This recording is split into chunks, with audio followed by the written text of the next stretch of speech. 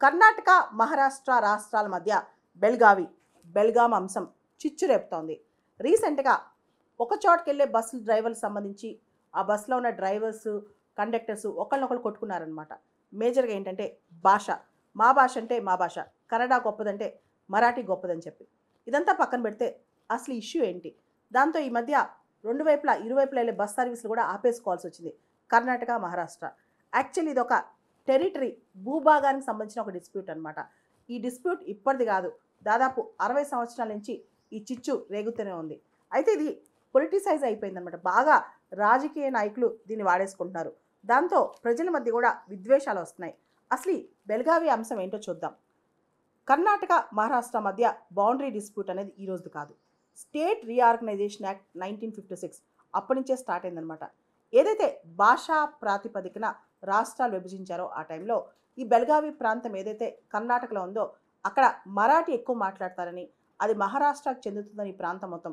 ఈ ప్రాంతమే కాదు, ఈ చుట్టుపక్కల ఉన్న దాదాపు 800 పల్లెటూళ్ళు, విలేజెస్ కానీ, రీజియన్స్ కానీ ఇవన్నీ కూడా మహారాష్ట్రకే చెందుతాయని చెప్పి మహారాష్ట్ర భావిస్తూ వస్తుందన్నమాట గత 60 సంవత్సరాల నుంచి. 1960 సంవత్సరం మే 1వ తారీఖున మహారాష్ట్ర రాష్ట్రం ఏర్పాటైందనమాట.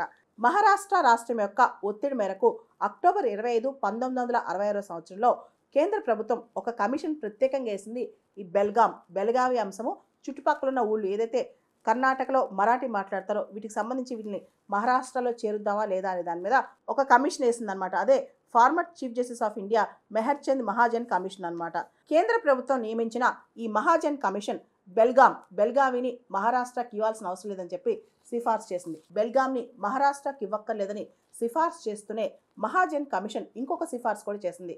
ఏదైతే కర్ణాటకలో 264 విలేజెస్, ప్లేసెస్ ఉన్నాయో, నిప్పని, ఖానాపూర్, ఇలా రకరకాల ప్లేసెస్ ఉన్నాయో ఇవి మహారాష్ట్రలోకి వెళ్ళాలని, అదేవిధంగా మహారాష్ట్రలో ఉన్న 247 గ్రామాలు, ప్రాంతాలు, జట్, అక్కల్కోట్, సోలాపూర్ ఇవైతే ఉన్నాయో అవి కర్ణాటక వెళ్ళాలని చెప్పి రికమెండేషన్ చేసింది. అయితే మహారాష్ట్ర ప్రభుత్వం మాత్రం మహాజన్ కమిషన్ ఏవైతే సిఫార్సులు ఇచ్చిందో వాటిని తిరస్కరించి 2004లో ఇంకొక పని కూడా చేసింది మహారాష్ట్ర ప్రభుత్వం.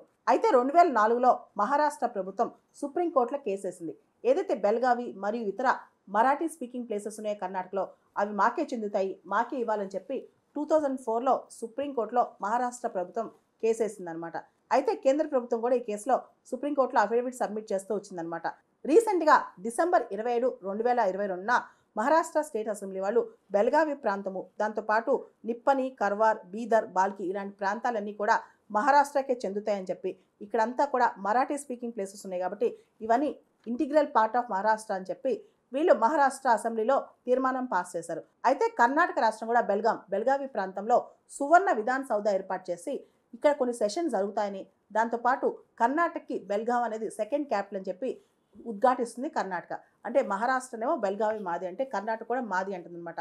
అయితే దీనికి ప్రధానమైన కారణం బెల్గావి చుట్టుపక్కల పల్లెటూరులో మరాఠీ ఎక్కువ మాట్లాడతారు కాబట్టి ఇదంతా మాదే అని చెప్పి మహారాష్ట్ర భావిస్తే, కానీ కర్ణాటక లేదు ఇదంతా మాదే అంటుంది. దీనికి సంబంధించి చర్చ 60 సంవత్సరాలుగా కొనసాగుతూనే ఉందన్నమాట.